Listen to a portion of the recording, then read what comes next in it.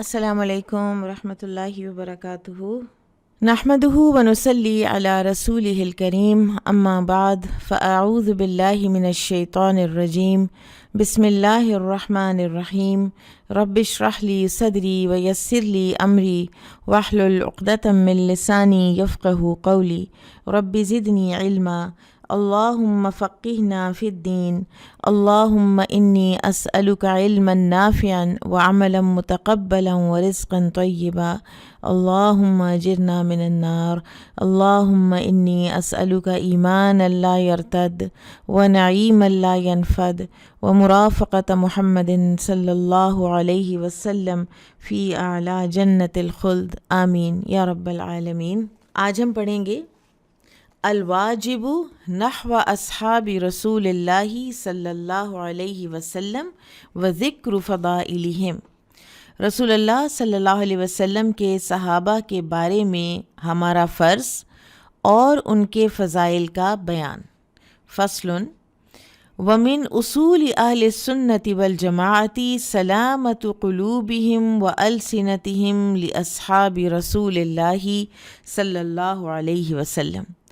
اہل السنہ والجماعہ کے اصولوں میں یہ بات بھی شامل ہے کہ ان کے دل اور ان کی زبانیں رسول اللہ صلی اللہ علیہ وسلم کے صحابہ کے بارے میں سلامت رہیں، یعنی کوئی وربل ابیوز ہماری زبانوں سے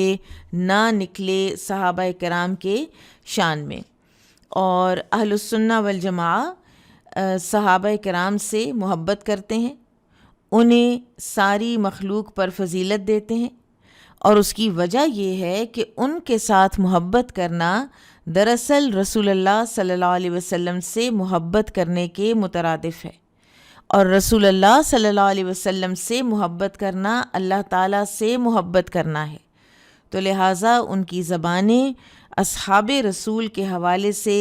سب و شتم، یہ ایک ٹرم ہے، سب و شتم یعنی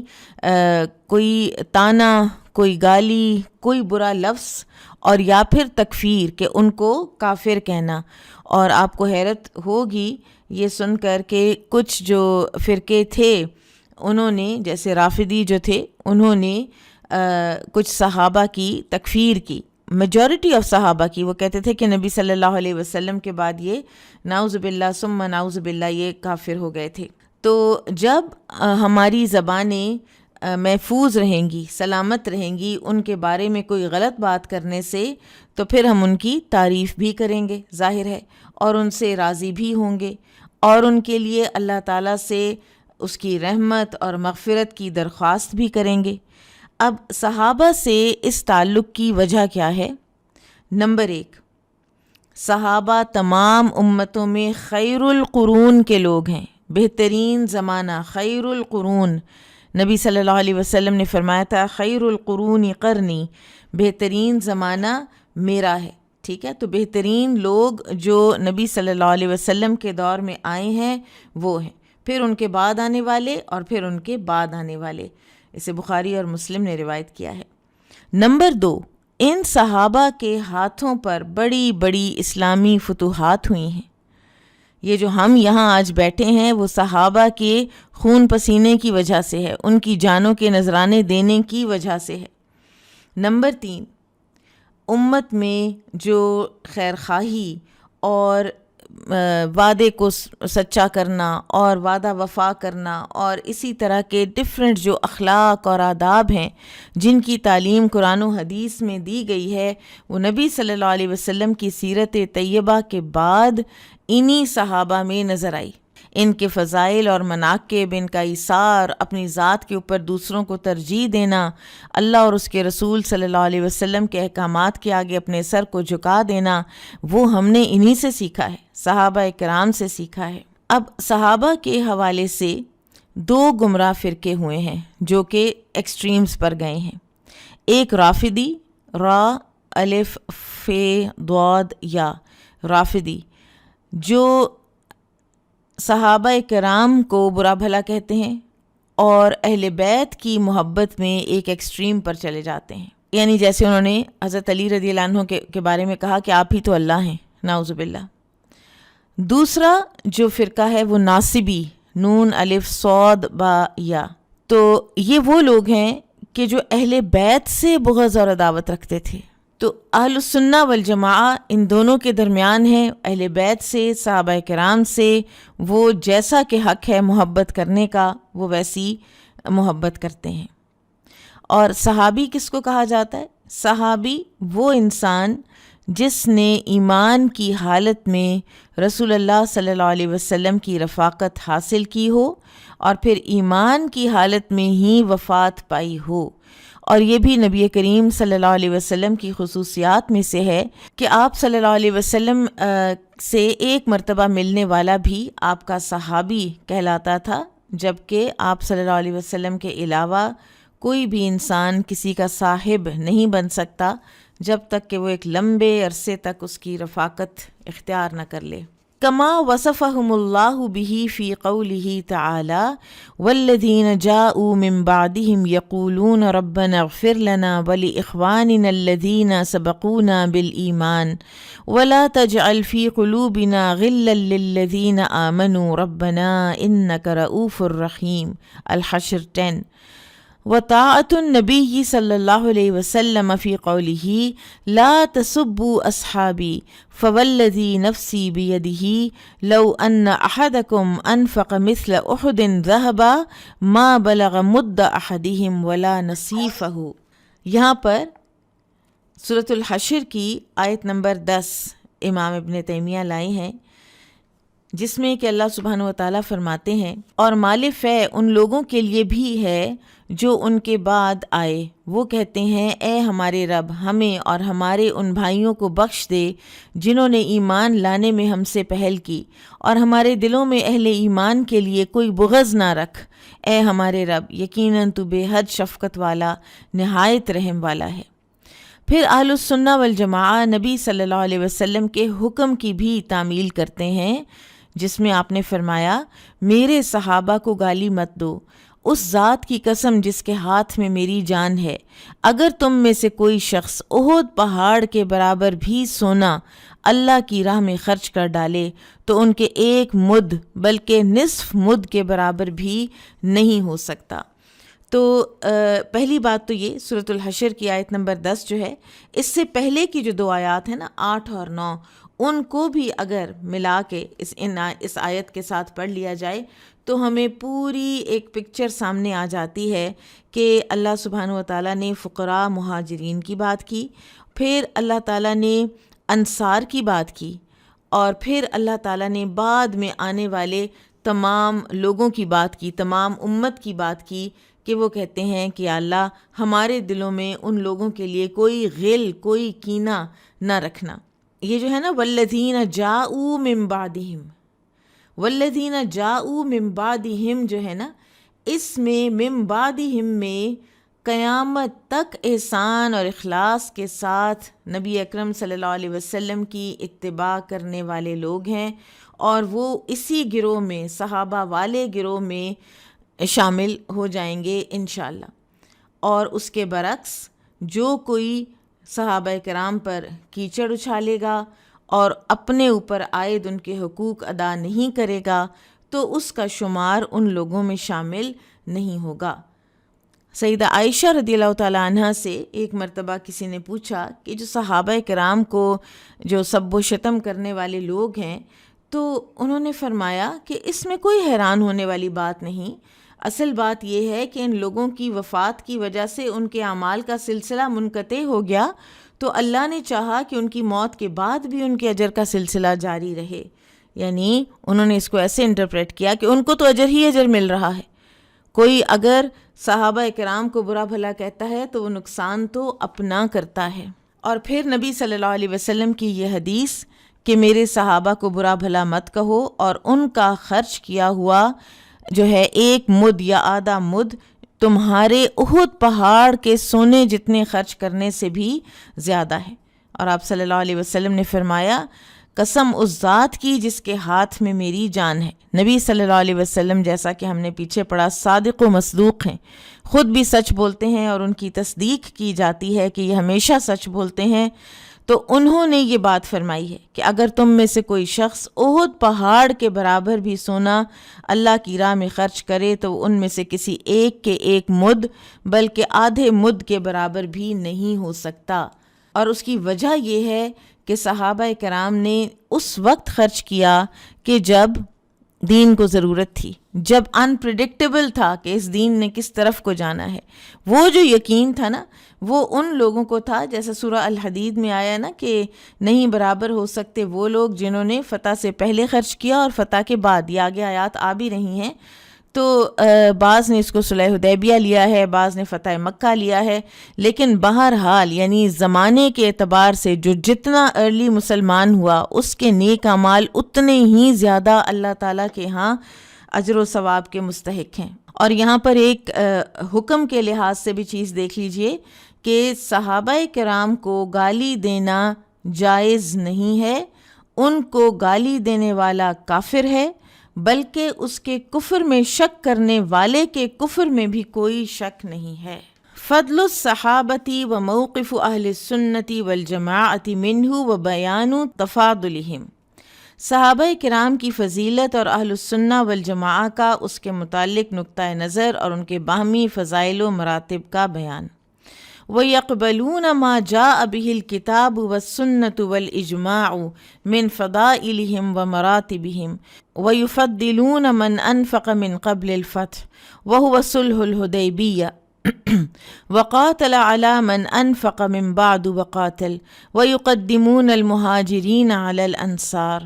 وَيُؤْمِنُونَ بِأَنَّ اللَّهَ قَالَ لِأَهْلِ بَدْرٍ وَكَانُوا 312 اعملوا ما شئتم فقد غفرت لكم۔ اور اہل السنہ والجماعہ صحابہ کے ان فضائل و مراتب کو قبول کرتے ہیں جو کہ کتاب و سنت اور اجماع سے ثابت ہیں، کیونکہ فضائل اور مراتب میں صحابہ بھی یعنی ڈیفرنٹ ہیں، ہر کسی کا ایک مرتبہ نہیں ہے۔ ایک مرتبہ ایک کسی بدو کے آ کر صحابی بن جانے کا مطلب یہ نہیں کہ وہ سیدنا ابوبکر صدیق رضی اللہ عنہ کے برابر ہو گیا ہے یا عمر رضی اللہ عنہ کے برابر ہو گیا ہے۔ صحابہ میں مراتب ہیں۔ چنانچہ فتح یعنی صلح حدیبیہ سے پہلے خرچ کرنے والوں اور جہاد کرنے والوں کو اس کے بعد خرچ کرنے اور جہاد کرنے والوں پر فضیلت دیتے ہیں۔ ٹھیک ہے، جو پہلے ایمان لائے وہ افضل ہیں بنسبت ان کے کہ جو اس کے بعد ایمان لائے، اور وہ مہاجرین کو انصار پر مقدم رکھتے ہیں۔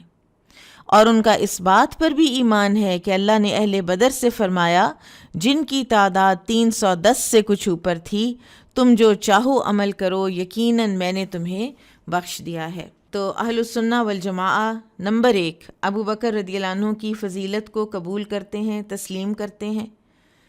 کہ نبی کریم صلی اللہ علیہ وسلم نے ایک مرتبہ صدقہ کی ترغیب دلائی تو انہوں نے سارا مال آپ کی خدمت میں پیش کر دیا۔ وہ یہ بھی تسلیم کرتے ہیں ابو بکر رضی اللہ عنہ کی فضیلت کے سفر ہجرت کے دوران غار ثور میں وہی اکیلے آپ کے ساتھی تھے۔ رسول اللہ صلی اللہ علیہ وسلم کے اس ارشاد کو بھی قبول کرتے ہیں کہ اپنے مال اور رفاقت میں ابو بکر کے مجھ پر سب لوگوں سے زیادہ احسانات ہیں۔ پھر اہل السنہ والجماعہ عمر رضی اللہ عنہ، عثمان رضی اللہ عنہ اور علی رضی اللہ عنہ اور دیگر صحابہ کرام کے فضائل و مناقب کو بھی قبول کرتے ہیں، اور وہ یہ بھی مانتے ہیں کہ خلفائے راشدین اس امت میں بلند ترین مرتبے پر فائز ہیں۔ پھر جیسا کہ سورۃ الحدید آیت نمبر 10 میں آتا ہے، لا یستوی منکم من انفق من قبل الفتح وقاتل اولئک اعظم درجۃ من الذین انفقوا من بعد وقاتلوا وکلا وعد اللہ الحسنی، نہیں برابر تم میں سے وہ جس نے فتح سے پہلے خرچ کیا اور جہاد کیا، یہ لوگ ان لوگوں سے درجے میں بڑے ہیں جنہوں نے اس کے بعد خرچ کیا اور جہاد کیا، ویسے اللہ نے سب سے اچھائی کا وعدہ کیا ہے۔ اب فتح سے کیا مراد ہے، اس میں علماء کا اختلاف ہے۔ بعض کہتے ہیں کہ یہ صلح حدیبیہ مراد ہے جو ذوالقعدہ سن 6 ہجری میں ہوئی، اور بعض جو ہیں وہ کہتے ہیں کہ اس سے مراد فتح مکہ ہے۔ اللہ عالم۔ بہرحال برا بن عازب رضی اللہ عنہ کا قول ہے کہ تم لوگ فتح مکہ کو فتح شمار کرتے ہو، یقیناً فتح مکہ بھی ایک فتح تھی، مگر ہم تو حدیبیہ میں ہونے والی بیعت رضوان کو فتح تسلیم کرتے ہیں۔ بہرحال جو زیادہ تر میجورٹی مفسرین ہے وہ اس طرف گئے ہیں کہ اس سے مراد فتح مکہ ہے۔ پھر مہاجرین کو انصار پر مقدم رکھنا۔ مہاجرین وہ لوگ جنہوں نے نبی کریم صلی اللہ علیہ وسلم کے ساتھ ہجرت کی فتح مکہ سے پہلے جو ہجرت کر کے مدینہ میں آ گئے، اور انصار وہ لوگ ہیں جن کی طرف نبی کریم صلی اللہ علیہ وسلم نے مدینہ میں ہجرت فرمائی۔ انہوں نے مسلمانوں کو پناہ دی، مسلمانوں کے لیے لٹے پٹے مہاجرین کو گھر دیے، اپنی جائیدادوں میں شریک کرنے کی آفرز دیں۔ بہرحال لیکن مہاجرین مقدم ہے انصار پر، اس لیے کہ انہوں نے ہجرت بھی کی اور نصرت بھی، یعنی مدد بھی، جبکہ انصار نے صرف نصرت کی ہے، ہجرت نہیں کی۔ تو یہاں سے آپ دیکھیں کہ جو کوئی جتنا بھی وہ کہتے ہیں نا جتنا گڑ ڈالو اتنا میٹھا ہوتا ہے، تو جو کوئی جتنی قربانیاں دین کے لیے دیتا چلا جاتا ہے اتنے ہی اس کے درجات بڑھتے چلے جاتے ہیں، بلند ہوتے چلے جاتے ہیں۔ اور قرآن میں بھی مہاجرین کو مقدم رکھنے کی دلیل ملتی ہے۔ سورہ التوبہ آیت نمبر 100 میں والسابقون الاولون من المہاجرین والانصار والذین اتبعوہم بإحسان رضی اللہ عنہم ورضوا عنہ، اور پہلے ایمان لانے میں سبقت لے جانے والے مہاجرین اور انصار میں سے، اور جنہوں نے احسان کے ساتھ ان کی اتباع کی، اللہ ان سے راضی ہو گیا اور وہ اللہ سے راضی ہو گئے۔ پھر غزوہ بدر میں شریک ہونے والے صحابہ کرام کا مرتبہ دیگر تمام اصحاب رسول سے بڑا ہے، ٹھیک ہے، اور اللہ سبحانہ و تعالیٰ نے فرمایا کہ جو کرو چاہو، آج کے بعد تم پر کوئی پکڑ نہیں ہے۔ سبحان اللہ۔ اور غزوہ بدر کی ڈیٹیلز آپ لوگ جانتے ہیں، نہیں جانتے تو کچھ ذرا تھوڑا سا سیرہ کا مطالعہ کر لیجئے۔ وَبِأَنَّهُ لَا يَدْخُلُ النَّارَ أَحَدٌ بَايَعَ تَحْتَ الشَّجَرَةِ كَمَا أَخْبَرَ بِهِ النَّبِيُّ صلی اللہ علیہ وسلم بل لقد رضی اللہ عنہم ورضوا عنہ وکانوا اکثر من 1400۔ اور اس بات پر بھی ایمان رکھتے ہیں کہ جنہوں نے درخت کے نیچے صلح حدیبیہ کے موقع پر بیعت میں حصہ لیا، ان میں سے کوئی بھی آگ میں داخل نہیں ہوگا، جیسا کہ نبی صلی اللہ علیہ وسلم نے اس کی خبر دی ہے، بلکہ یقیناً اللہ ان سے راضی ہو گیا اور وہ اس سے راضی ہو گئے، اور ان کی تعداد 1400 سے زائد تھی۔ یہ وہ جو صلح حدیبیہ کے موقع پر گئے تھے نبی صلی اللہ علیہ وسلم کے ساتھ عمرہ کرنے۔ اور اللہ تعالیٰ نے خود قرآن میں فرمایا، سورۃ الفتح آیا 18، لقد رضی اللہ عن المؤمنین اذ یبایعونک تحت الشجرہ، یقیناً اللہ راضی ہو گیا ایمان والوں سے جب وہ درخت کے نیچے آپ سے بیعت کر رہے تھے۔ اور اللہ ایک دفعہ راضی ہو گیا، اللہ تعالیٰ نے ڈکلیئر کر دیا کہ اللہ تعالیٰ راضی ہو گئے ہیں، تو اس کے بعد اگر کوئی یہ کہے گا کہ یہ صحابہ بعد میں انہوں نے یہ کیا اور وہ کیا، اور تو وہ دراصل پھر قرآن کو نگیٹ کرے گا، وہ قرآن کی ان آیات کو نگیٹ کرے گا کہ اللہ تعالیٰ تو راضی ہو چکا ہے ان لوگوں سے۔ وَيَشْهَدُونَ بِالْجَنَّةِ لِمَنْ شَهِدَ لَهُ رَسُولُ اللَّهِ صلی اللہ علیہ وسلم كَالْعَشَرَةِ وَثَابِتِ بْنِ قَيْسِ بْنِ شَمَّاسٍ وَغَيْرِهِمْ مِنَ الصَّحَابَةِ۔ سبحان اللہ۔ اور اہل سنت ان لوگوں کے جنتی ہونے کی گواہی دیتے ہیں جن کے جنتی ہونے کی گواہی رسول اللہ صلی اللہ علیہ وسلم نے دی، جیسے عشرہ مبشرہ اور ثابت بن قیس بن شماس اور دیگر صحابہ کرام۔ یہ گواہی دی اہل السنہ والجماعہ نے، اس لیے کہ نبی صلی اللہ علیہ وسلم کی بات پر انہوں نے جو ہے وہ آمنا و صدقنا کہا کہ نبی صلی اللہ علیہ وسلم نے ان لوگوں کے نام لیے ہیں کہ یہ جنتی ہیں، تو پھر وہ جنتی ہیں۔ تو یہاں پر ایک اصول پتہ چلتا ہے، جنت کی گواہی، ہم جو کہتے ہیں نا فلاں جنتی ہے، فلاں فوت ہو گیا، اس کے اندر یہ خوبی تھی، وہ جنتی ہے، وہ سیدھا جنت میں چلا گیا، ہمیں حق نہیں ہے اس کے کہنے کا۔ ہم صرف اس کو جنتی کہہ سکتے ہیں جس کو کہ نبی صلی اللہ علیہ وسلم نے بائی نیم ڈکلیئر کیا کہ وہ جنتی ہے۔ اس کے علاوہ جنت کی گواہی دینے کی ایک اور قسم ہے کہ کئی اوصاف ایسے ہوتے ہیں، ایمان، نیک اعمال، اسی طرح سے متقی ہونا، محسن ہونا، اور اسی طرح صادق ہونا، امین ہونا، یہ سب جتنی بھی کوالٹیز ہیں جو کہ اللہ تعالیٰ کو پسند ہیں. تو ہم یہ کہہ سکتے ہیں کہ فلاں شخص میں یہ کوالٹیز ہیں, ہمیں امید ہے کہ اللہ تعالیٰ اس کی یہ کوالٹیز اس سے قبول فرمائیں گے.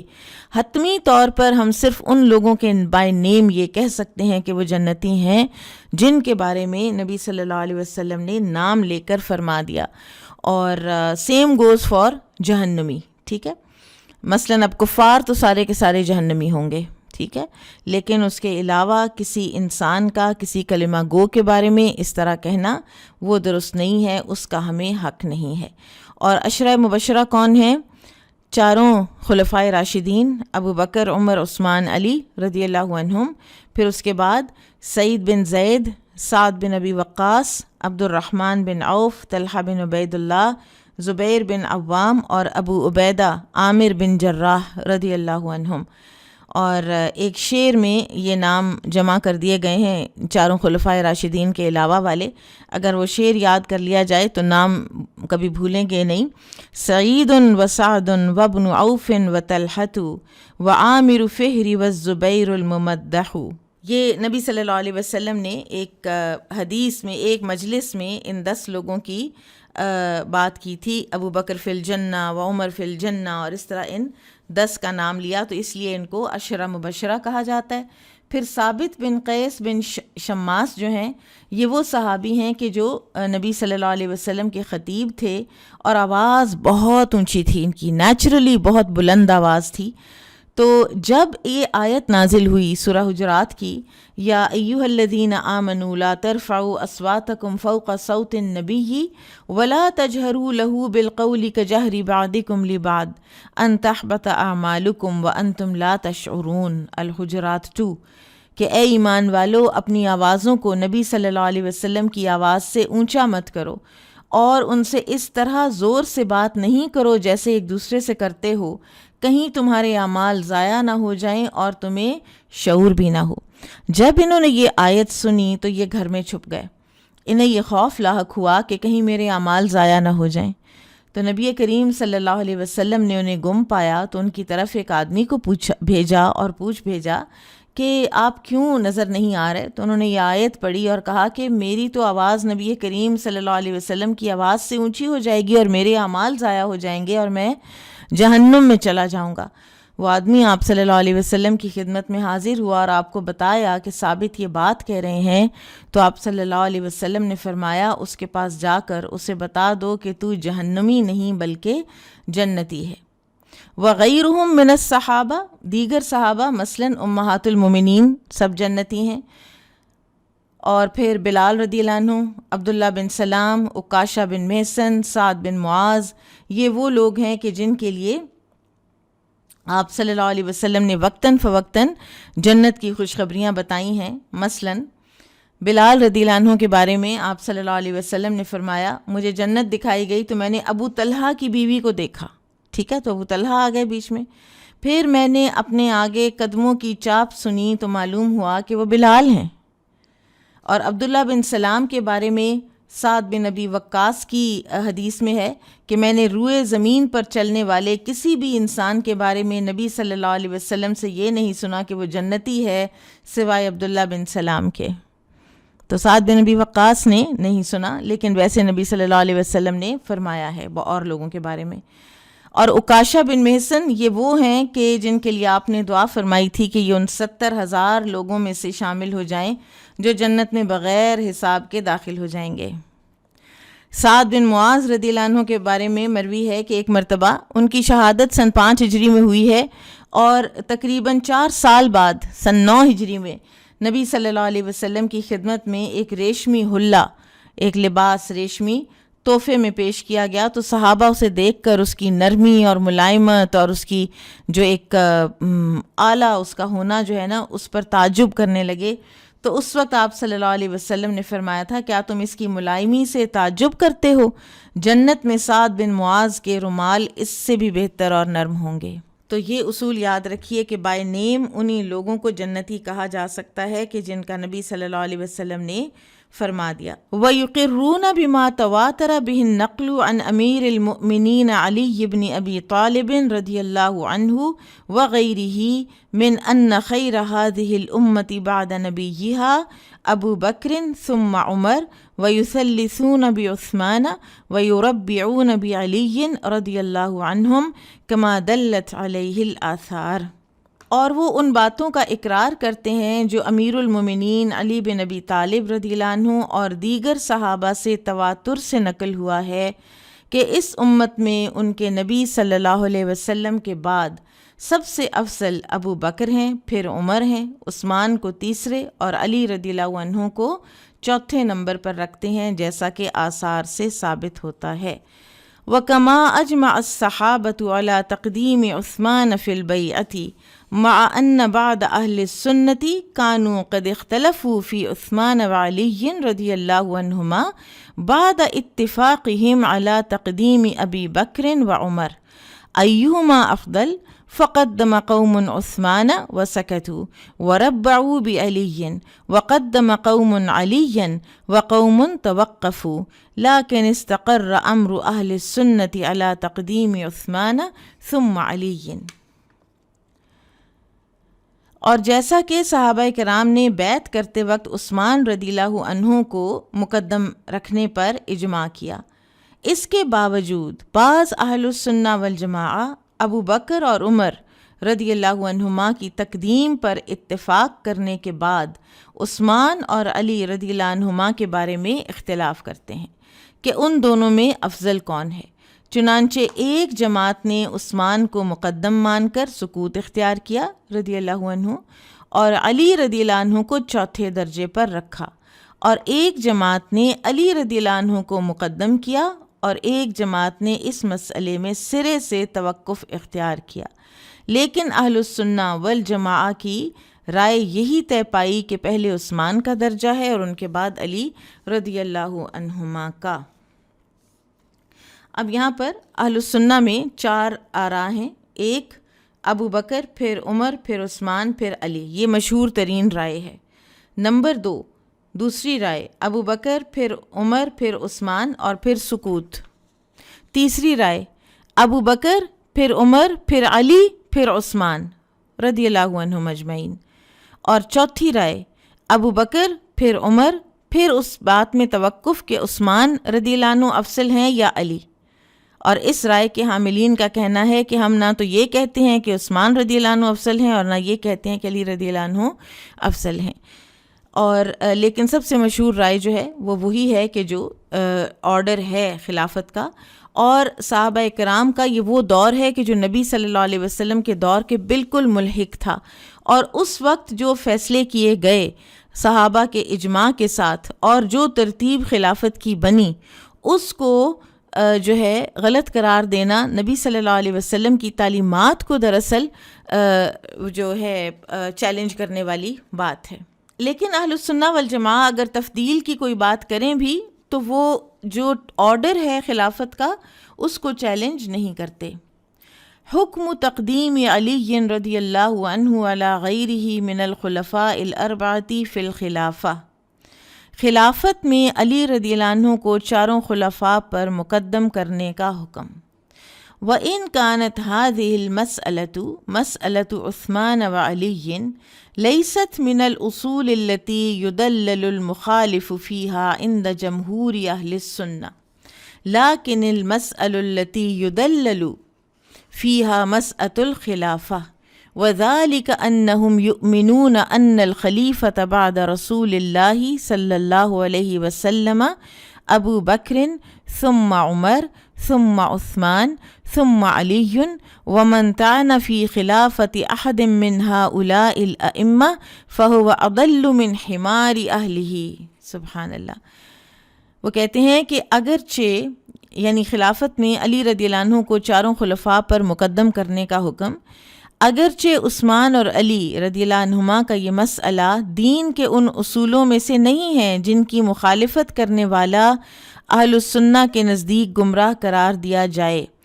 ہاں البتہ مسئلہ خلافت کی مخالفت کرنے والا یعنی اس آرڈر کی مخالفت کرنے والا گمراہ قرار دیا جائے گا،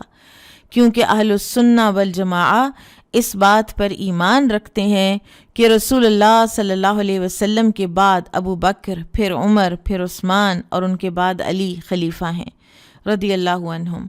جس نے ان اماموں میں سے کسی ایک کی خلافت پر بھی طعن کی تو اپنے گھر کے گدھے سے بھی زیادہ گمراہ ہے۔ اور گدھے کا ذکر اس لیے ہے کہ وہ سب حیوانوں میں سب سے زیادہ کند ذہن ہوا کرتا ہے۔ تو خلفائے راشدین میں سے کسی ایک کی خلافت میں طعنہ زنی کرنا یا اس کی ترتیب میں طعنہ کرنا دراصل تمام صحابہ کرام پر طعنہ کرنے کے مترادف ہے، اور جو ترتیب اللہ نے بنائی ہم اسی ترتیب کو درست سمجھتے ہیں، وہی ترتیب کے مطابق خلافت کے حقدار تھے،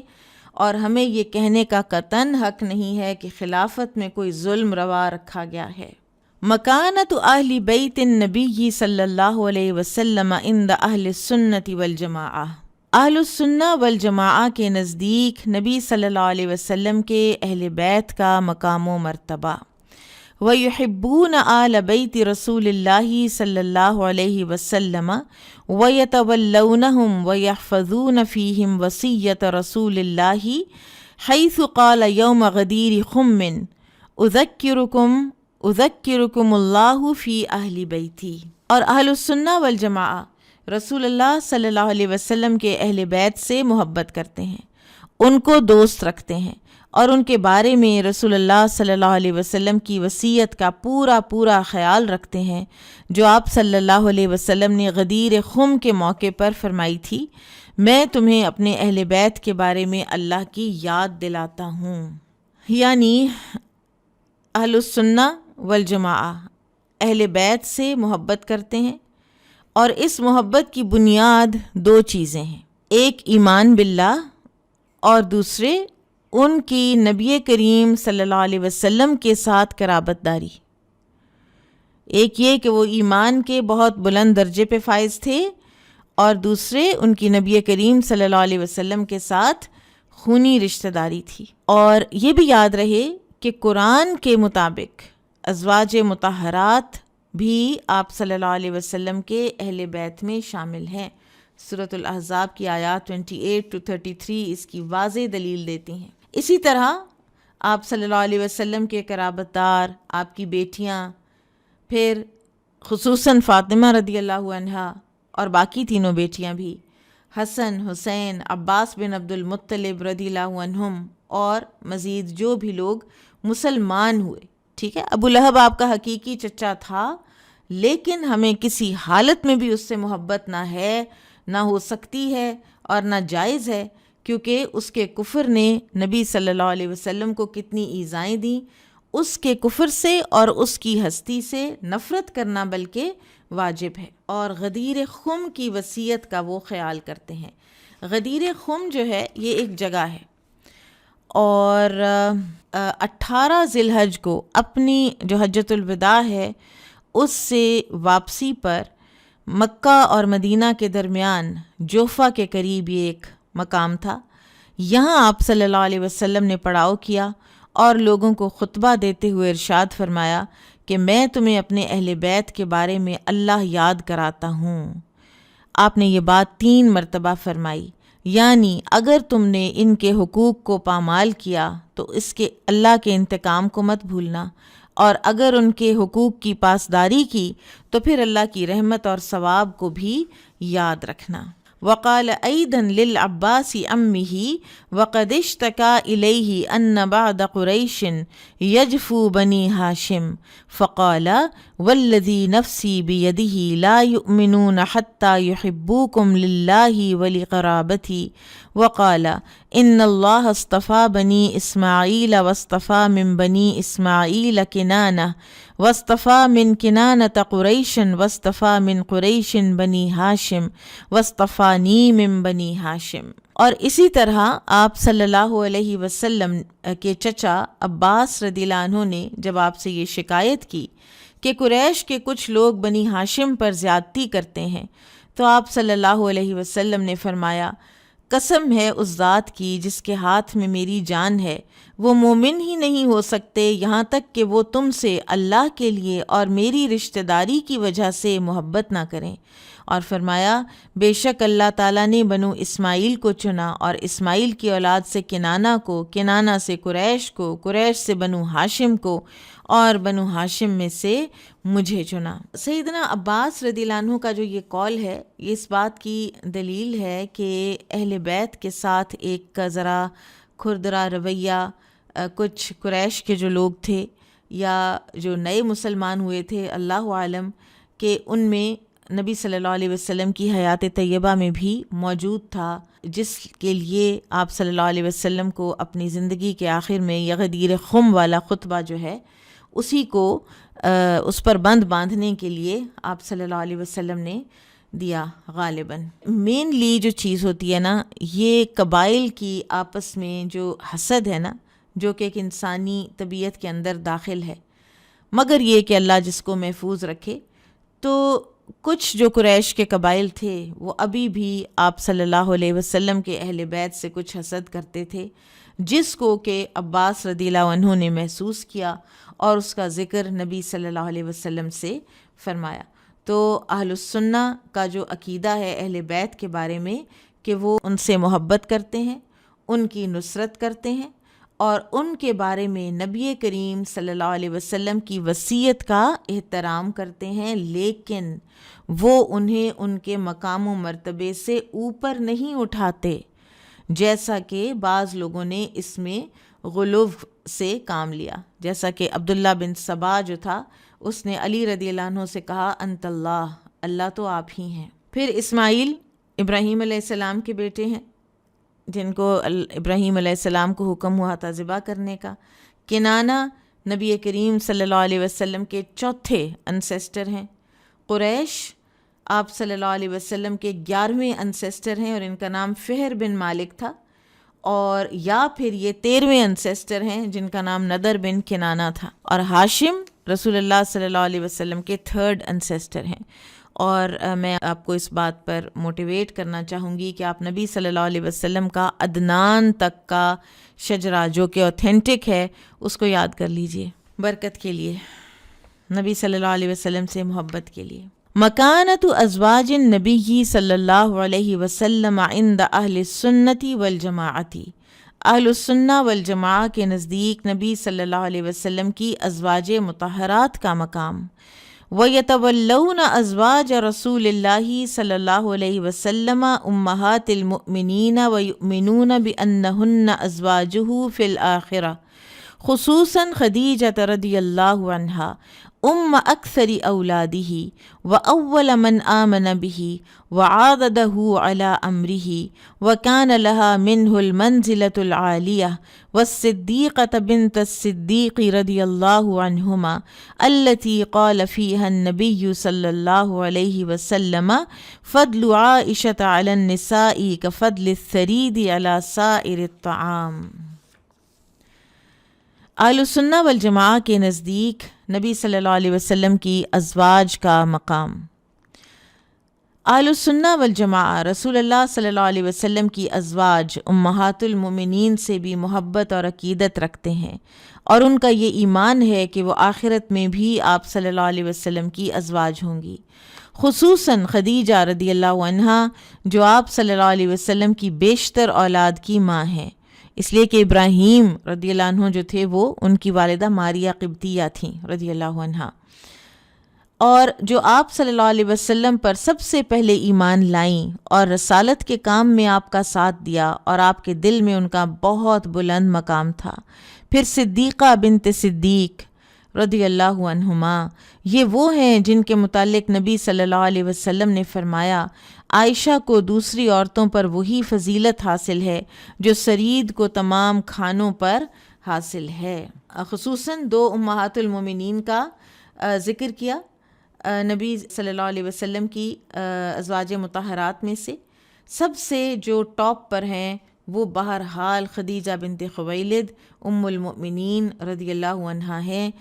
انہوں نے جس طرح نبی صلی اللہ علیہ وسلم کا ساتھ دیا ہے، مدد کی ہے، یہ کسی اور بیوی کی قسمت میں بہرحال نہیں تھا، اور آپ صلی اللہ علیہ وسلم ان کی موت کے بعد بھی انہیں یاد کرتے، ان کی سہیلیوں کو کوئی نہ کوئی تحفہ بھجواتے اور فرماتے خدیجہ ایسی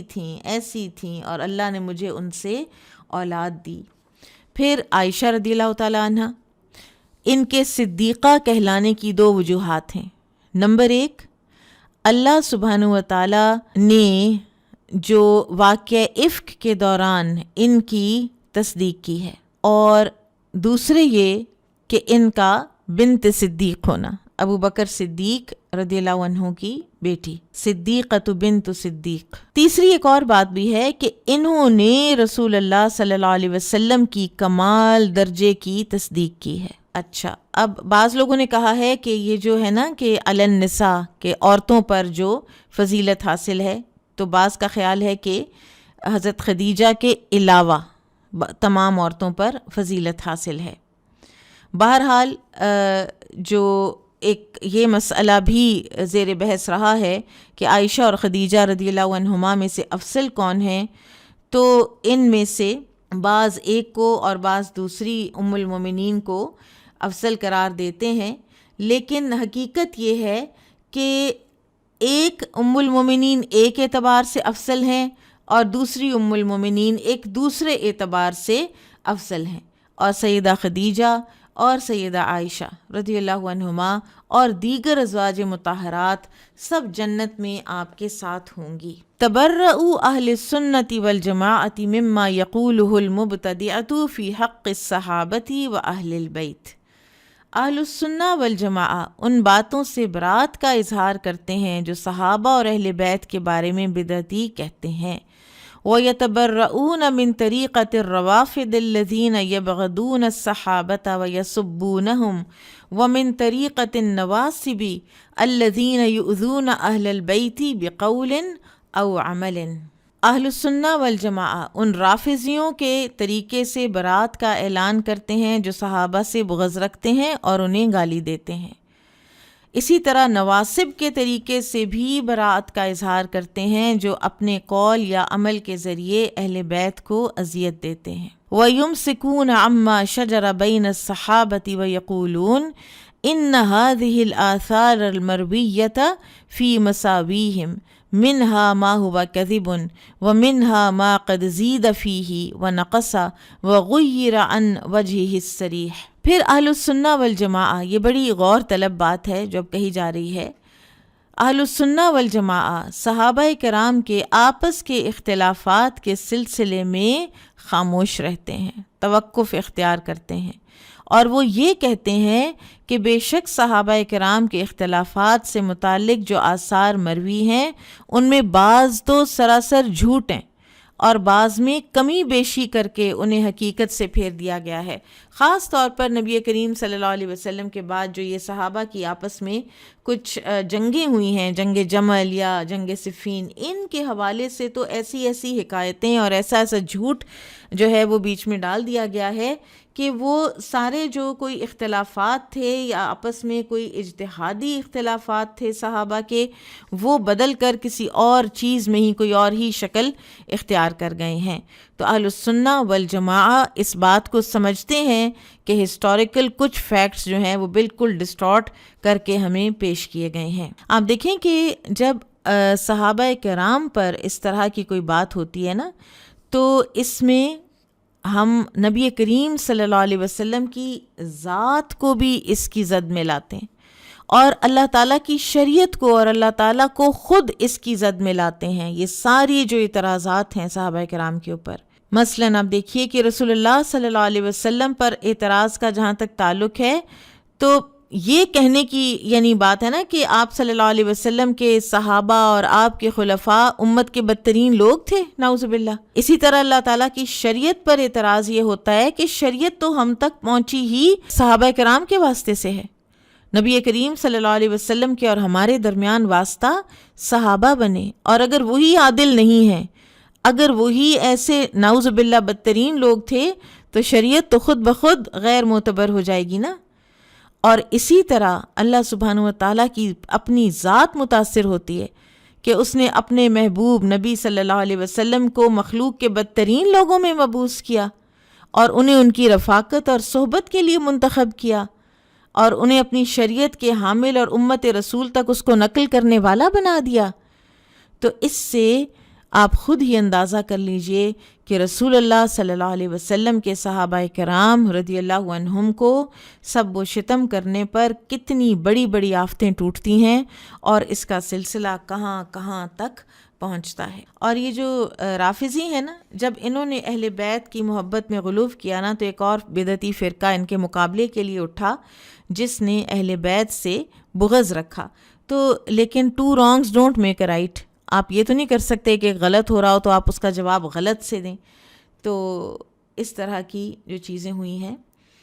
ان سے اہل السنہ والجماعہ جو ہیں وہ بری الذمہ ہیں۔ پھر یہ ہے کہ جو صحابہ کے درمیان کوئی آپس میں تنازع ہوا ہے یا ڈفرینس آف اوپینین ہوا ہے، تو اس میں بھی وہ یہ کہتے ہیں،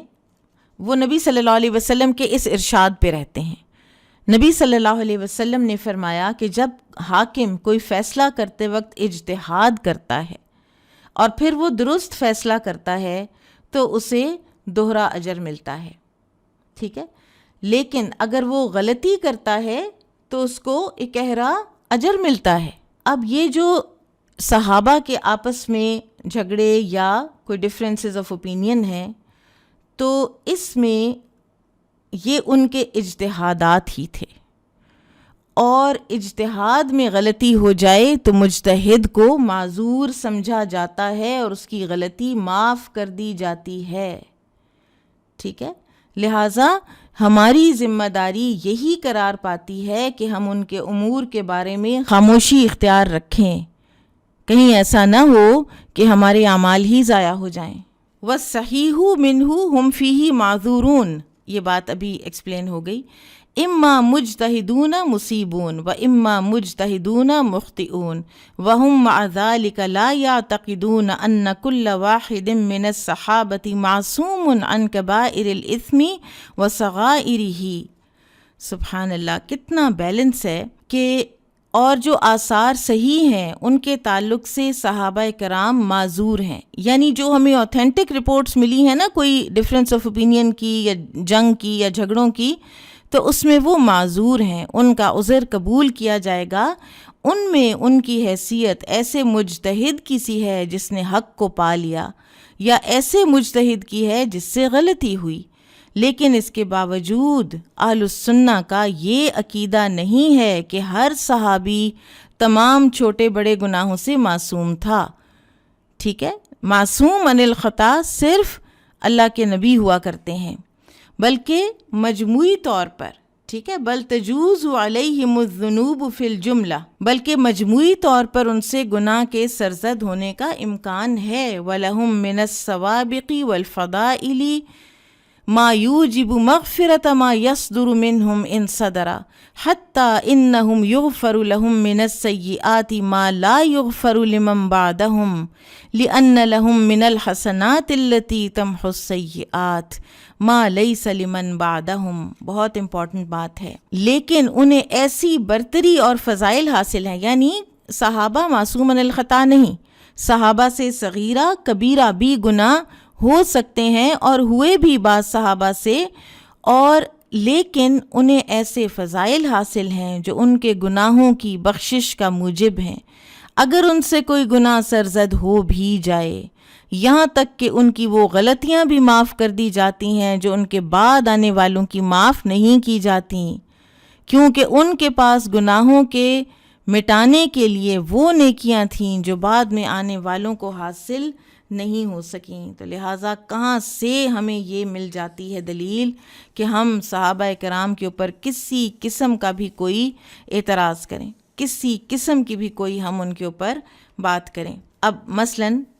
معاویہ رضی اللہ عنہ اور علی رضی اللہ عنہ کے درمیان جو کچھ بھی ہوا وہ اجتہاد اور تعویل کی بنا پر ہوا، اور حقیقت یہی ہے، آج جب ہسٹری کو پڑھا جاتا ہے تو حقیقت یہی ہے کہ علی رضی اللہ عنہ معاویہ رضی اللہ عنہ کی نسبت حق کے قریب تھے، ٹھیک ہے، لیکن معاویہ رضی اللہ عنہ نے بھی ایک اجتہاد کیا تھا اور وہ اس اجتہاد میں غلطی پر تھے، اور جو مجتہد غلطی کر جاتا ہے تو اس کو سزا نہیں دی جاتی۔ اور یہ جو اعتقاد ہے نا کہ صحابہ معصوم عن الخطا نہیں ہیں، یہ بھی بڑا اہم اعتقاد ہے،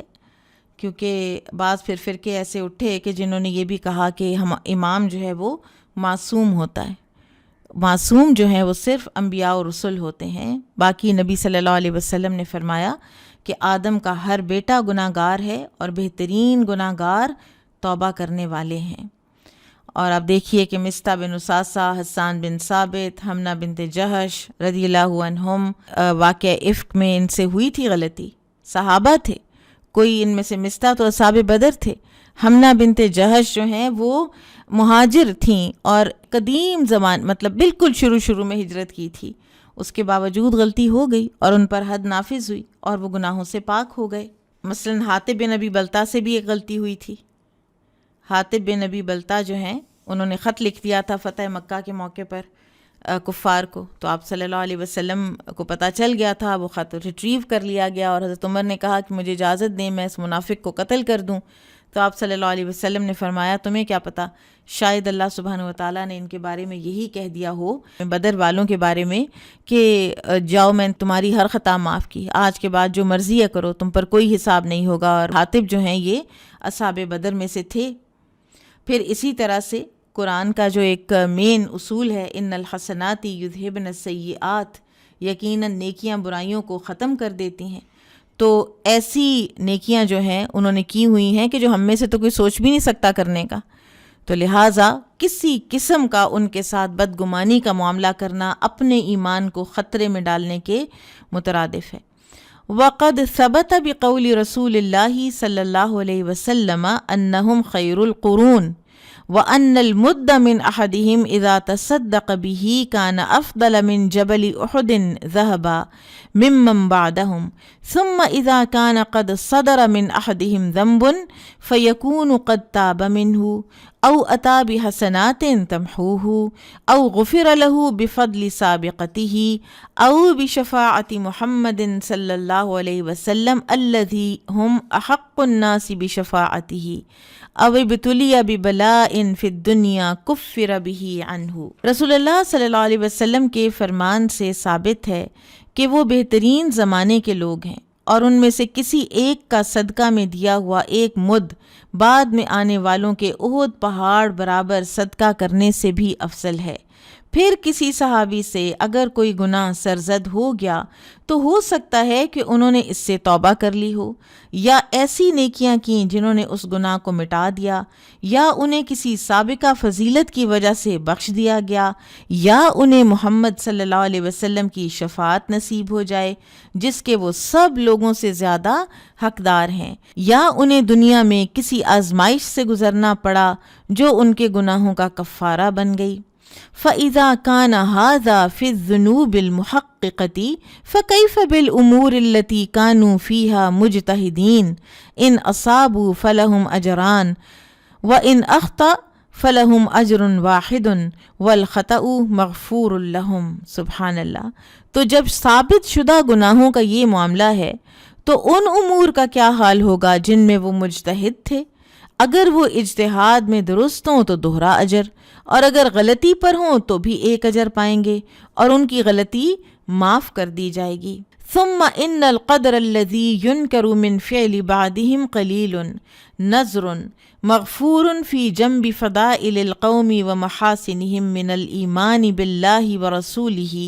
والجهاد في سبيله والهجرة والنصرة والعلم النافع والعمل الصالح۔ اور پھر یہ بھی ملحوظ رہے کہ بعض صحابہ کی جو غلطیاں بری سمجھی جاتی ہیں وہ ان کے فضائل و محاسن یعنی ایمان باللہ، ایمان بالرسل، اللہ کی راہ میں ہجرت و جہاد، نصرت دین، علم نافع اور عمل صالح کے مقابلے میں انتہائی معمولی ہیں اور اللہ کی طرف سے بخش دی گئی ہیں۔ وَمَن نَظَرَ فِي سِيرَةِ الْقَوْمِ بِعِلْمٍ وَبَصِيرَةٍ وَمَا مَنَّ اللَّهُ عَلَيْهِمْ بِهِ مِنَ الْفَضَائِلِ عَلِمَ يَقِينًا أَنَّهُمْ خَيْرُ الْخَلْقِ بَعْدَ الْأَنْبِيَاءِ۔ اور جو صحابہ کرام کی سیرت پر علم و بصیرت کے ساتھ غور و فکر کرے گا، نیز اللہ نے انہیں جو فضل و مرتبہ عطا کر کے احسان فرمایا ہے اس کو پیش نظر رکھے گا، تو وہ یقیناً جان لے گا کہ انبیاء کرام کے بعد یہ لوگ سب سے افضل ہیں۔ لا کان ولا یکون مثلہم وانہم الصفوۃ من قرون هذه الامہ التی ہی خیر الامم واکرمها علی اللہ تعالی، ان جیسا نہ کوئی تھا نہ آئندہ ہوگا، اور وہ اس امت کے بہترین لوگ ہیں، وہ امت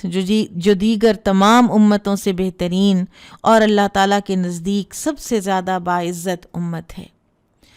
مذہب اہل السنت والجماعت فی کرامات الاولیاء، کرامات اولیاء کے بارے میں اہل السنہ والجماعہ کا موقف۔ کرامات اولیاء یہ بڑا اہم ایک مسئلہ ہے، تو اس میں ہمیں پتہ ہونا چاہیے کہ اس کے بارے میں حق کیا ہے اور باطل کیا ہے۔ کچھ چیزیں ہیں جو تخیلات یعنی خود سے ہی گھڑ لی گئی ہیں، تو ان کو فلٹر کرنا ضروری ہے۔ ومن اصول اہل السنت التصدیق بکرامات الاولیاء، اہل السنہ والجماعہ کا ایک اصول یہ بھی ہے کہ وہ اولیاء کی کرامات کی تصدیق کرتے ہیں۔ وما یجری اللہ علی ایدیہم من خوارق العادات فی انواع العلوم، اور جو اللہ ان کے ہاتھوں پر خلاف معمول امور ظاہر فرماتا ہے اس کی بھی کرتے ہیں تصدیق۔ فی انواع العلوم، علوم کی مختلف اقسام، مثلا علوم کی مختلف اقسام، والمکاشفات غیبی چیزوں کا کشف، وانواع القدرتی والتأثیرات اور قدرت و تاثیرات کی مختلف اقسام، والمأثور عن سالف الامم فی سورۃ الکہف وغیرہا وعن صدر هذه الامة من الصحابة والتابعین وسائر فرق الامة وهي موجودة فیها الى یوم القیامہ۔ قدرت و تاثیرات کی مختلف اقسام جیسا کہ سابقہ امتوں کے بارے میں سورۃ الکہف وغیرہ میں، پھر اس امت کے اسلاف صحابہ و تابعین اور دیگر طبقے کے افراد کے بارے میں بہت سی کرامات منقول ہیں، اور یہ کرامات اور خارق عادت امور اس امت میں روز قیامت تک موجود رہیں گی۔ اب اصول تو اہل السنہ کا یہ ہے کہ وہ کرامات اولیاء کی تصدیق کرتے ہیں۔ اب سب سے پہلا سوال یہ پیدا ہوتا ہے کہ اولیاء ہوتے کون ہیں؟ تو اللہ سبحانہ و تعالیٰ نے خود فرمایا سورہ یونس میں، الا ان اولیاء اللہ لا خوف علیہم ولا هم یحزنون الذین آمنوا وکانوا یتقون، خبردار اولیاء اللہ پر نہ کوئی خوف ہوگا اور نہ وہ غمگین ہوں گے، یعنی وہ جو ایمان لائے اور اللہ سے ڈرتے رہے۔ تو شیخ الاسلام امام ابن تیمیہ فرماتے ہیں ہر متقی مومن اللہ کا ولی ہوتا ہے۔ یہ جو ولایت ہے یہ انسان کے دعوے اور تمناؤں سے نہیں بلکہ ایمان اور تقوی سے حاصل ہوتی ہے۔ کرامت کی تعریف کیا ہے؟ کرامات کرامہ کی جمع ہے، اور یہ خارق عادت یعنی عادت سے ہٹ کر، فزیکل لاز سے ہٹ کر کوئی بھی چیز ہونا، اور جس کا اللہ تعالیٰ اپنے ولی کے ہاتھ پر اجرا فرماتا ہے، ولی کے ہاتھ پر وہ جاری ہوتی ہے،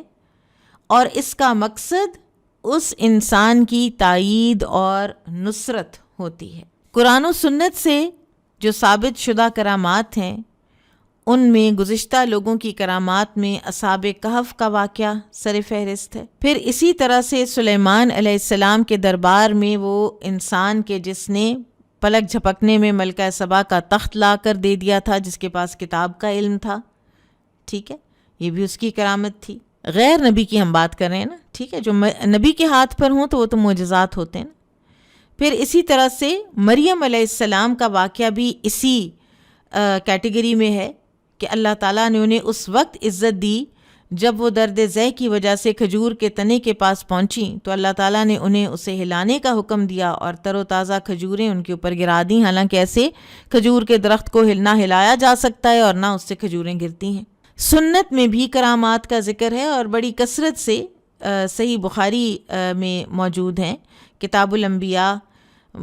باب ما ذکر عن بنی اسرائیل میں موجود ہیں۔ اسی طرح سے امام ابن تیمیہ نے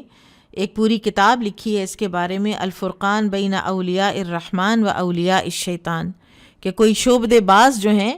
وہ بھی ہوتے ہیں لیکن وہ ان کی کرامات نہیں ہوتی، وہ ان کے شعبدے ہوتے ہیں. تو ان کے اندر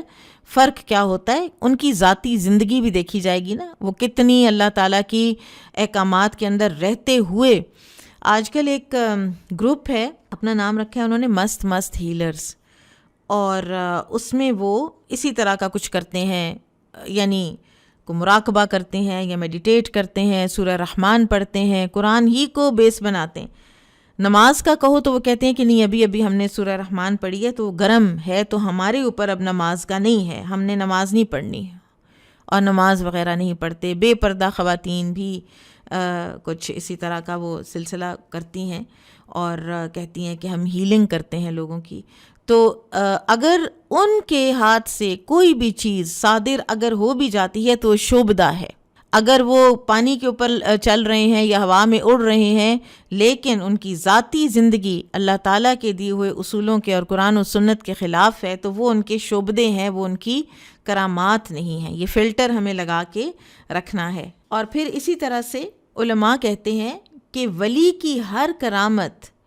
اس کے نبی کی صداقت کی دلیل ہوتی ہے جس کی کہ وہ اتباع کرتا ہے. اس لیے کہ کرامت اللہ تعالیٰ کی طرف سے اس بات کی گواہی ہوتی ہے کہ یہ ولی سیدھے راستے پر ہے. ایک صحابی علا بن حضرمی کا قصہ واقع ہوا ہے کہ وہ جہاد میں تھے اور درمیان میں کوئی دریا آ گیا تو وہ سطح آب پر وہ اور ان کے ساتھی چلتے ہوئے سمندر کو عبور کر گئے. اسی طرح سے اسود انسی جو جھوٹی نبوت کا دعوے دار تھا، اس نے ابو مسلم خولانی کو آگ میں پھینک دیا مگر آگ نے ان کو کوئی نقصان نہ پہنچایا. اچھا، خوارق عادات جو کرامات ان سے سرزد ہوتی ہیں تو ان کرامات کے 4 مقاصد بتائے جاتے ہیں. 4 مقاصد بتائے جاتے ہیں. نمبر 1، اللہ عز و جل کی کمال قدرت کا بیان، اس لیے کہ کچھ بھی ہو وہ ہوتا اللہ کے حکم سے ہے. نمبر 2، اللہ تعالیٰ جب چاہے وہ طبعی قوانین کو تبدیل کر دے کیونکہ وہی کائنات کا خالق اور مدبر ہے. نمبر 3، جس نبی کے پیروکار کی کوئی کرامت ہوتی ہے وہ اس نبی کی نبوت کی صداقت کی دلیل ہوتی ہے. اور نمبر 4، اس میں اس انسان کی عزت کا بھی سامان ہوتا ہے. پھر انہوں نے کرامات کی 2 قسمیں بتائی ہیں. ایک کا تعلق علم اور مکاشفات سے ہے اور دوسری کا قدرت اور تاثیرات سے. ٹھیک ہے، فی انواع العلوم والمکاشفاتی و انواع القدرتی و تاثیراتی. علوم اور مکاشفات جو ہیں اس سے مراد یہ ہے، نمبر 1، علم سے مراد یہ ہے کہ انسان کو ایسے علم حاصل ہو جائیں جو دوسرے کو حاصل نہیں ہوتے. نمبر 2، مکاشفہ، کوئی ایسی چیز ظاہر ہو جائے کسی کے اوپر جو دوسرے کے اوپر ظاہر نہیں ہوتی. علوم کی مثال، ابو بکر رضی اللہ عنہ نے اپنی وفات سے پہلے سیدہ عائشہ سے کہا تھا کہ ان کی بیوی حمل سے ہے اور لڑکی پیدا ہونی ہے، اس کا خیال رکھنا، اور لڑکی ہی پیدا ہوئی. مکاشفے کی مثال ہے کہ عمر بن خطاب رضی اللہ عنہ جمعے کے دن ممبر پر کھڑے خطبہ ارشاد فرما رہے تھے اور اسی دوران ایک دم کہتے ہیں ساریہ پہاڑ کی اوٹ میں ہو جاؤ. تو لوگ بڑے حیران ہوئے اور پھر پوچھنے لگے تو حضرت عمر نے فرمایا مجھ پر ساریہ بن زنیم کی صورتحال منکشف کی گئی. ساریہ عراق میں ان کے کمانڈر تھے جنہیں دشمن نے گھیرے میں لے لیا. تو حضرت عمر رضی اللہ عنہ نے انہیں پہاڑ کی طرف متوجہ کرتے ہوئے فرمایا ساریہ پہاڑ کی اوٹ میں چلے جاؤ. اور انہوں نے، ساریہ نے عراق میں عمر رضی اللہ عنہ کی آواز سنی اور پہاڑ کی اوٹ میں جا کر اپنے آپ کو محفوظ کر لیا. اسے شیخ البانی نے سلسلہ صحیحہ میں حسن کے لیول کی یعنی روایت کہا ہے. پھر جہاں تک قدرت اور تاثیرات کا تعلق ہے تو جیسے سیدہ مریم کا واقعہ یا سلیمان علیہ السلام والے درباری کا واقعہ جو ہیں وہ قدرت اور تاثیرات میں کرامات کی اگزامپلز ہیں. پھر سابقہ امتوں میں بھی کرامات رہی ہیں. مثلاً غار والوں کا قصہ جن کا راستہ چٹان نے بند کر دیا تو ایک اپنی نیکی یاد کی اور اس کو وسیلہ بنا کر دعا کی، غار کا راستہ کھل گیا، چٹان ہٹ گئی. اسی طرح سے صحابہ کرام میں اسید بن حضیر رضی اللہ عنہ کا واقعہ، جب وہ سورہ کہف پڑھ رہے تھے تو ان کو اوپر سے ستارے ٹمٹماتے، ایسے چراغ ٹمٹماتے نظر آئے اور وہ نیچے آتے گئے اور ان کا گھوڑا بھی بدکا، اور وہ ساری یہ کرامات ہیں. ٹھیک ہے، اور یہ کرامات اولیاء کا سلسلہ قیامت تک جاری رہے گا. مثلاً آپ دیکھیں کہ رسول اللہ صلی اللہ علیہ وسلم نے دجال کے واقعے کا ذکر کرتے ہوئے لوگوں کو آگاہ فرمایا کہ وہ ایک نوجوان آدمی کو بلائے گا. وہ جو نوجوان آدمی ہے وہ دجال سے کہے گا تو جھوٹ بولتا ہے، تو وہی دجال ہے جس کے بارے میں ہمیں رسول اللہ صلی اللہ علیہ وسلم نے خبر دے رکھی ہے. اس پر دجال آگے بڑھے گا اور اسے قتل کر کے 2 ٹکڑوں میں تقسیم کر دے گا. ایک ٹکڑے کو ادھر اور دوسرے کو ادھر پھینک کر دونوں کے درمیان چلنے لگے گا. پھر اسے بلائے گا تو وہ لا الہ الا اللہ پڑھتے ہوئے اٹھ کھڑا ہوگا. پھر دجال اس سے اپنی عبودیت کا اقرار کروانے کے لیے بلائے گا تو وہ کہے گا کہ آج مجھے تیرے بارے میں بڑی بصیرت حاصل ہو چکی ہے. اس پر دجال اسے پھر قتل کرنا چاہے گا لیکن اس کو قتل نہیں کر سکے گا. دجال کا اس نوجوان کو قتل نہ کر سکنا یقیناً اس نوجوان کی کرامات میں شامل ہوتا ہے. اور اس میں امام بخاری رحمہ اللہ وہ فرماتے ہیں کہ کبھی بھی مجھے کسی بھی چیز کی ضرورت ہوئی ہو اور کبھی ہوا نہیں کہ میرے پاس وسیلہ بھی نہیں تھا اس چیز کو حاصل کرنے کا، اور کبھی ایسا نہیں ہوا کہ مجھے وہ نہ ملی. تو یہ کرامات جو ہیں وہ جتنا آپ اللہ کے متقی اور پرہیزگار بندے بنیں گے، وہ حدیث میں آتا ہے نا کہ اللہ تعالیٰ اس کے ہاتھ بن جاتا ہے جن سے وہ پکڑتا ہے، اس کے پاؤں بن جاتا ہے جن سے وہ چلتا ہے، اس کے کان بن جاتا ہے جن سے وہ سنتا ہے. تو بیسکلی اللہ تعالیٰ کی تائید اور نصرت جو ہے وہ ایسے لوگوں کو شامل حال ہوتی ہے جو اللہ کے دین کی سربلندی کے لیے خصوصاً اپنی جانیں کھپاتے ہیں. بارک اللہ فیکم. سبحانک اللہم و بحمدک، اشہد ان لا الہ الا انت، استغفرک و اتوب الیک.